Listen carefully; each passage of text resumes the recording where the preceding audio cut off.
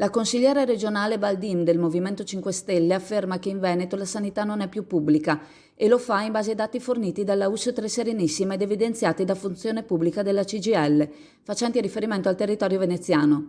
Qui nel veneziano i dati riportano che la maggioranza delle prestazioni nel settore riabilitativo sono erogate da strutture private. Tale tema sarà oggetto di un'interrogazione da parte della consigliera in cui la stessa chiede alla Giunta quali siano le previsioni relative all'esternalizzazione dei servizi sanitari alle strutture private convenzionate per i prossimi 5 anni, con riferimento ad ognuna delle aziende sanitarie regionali.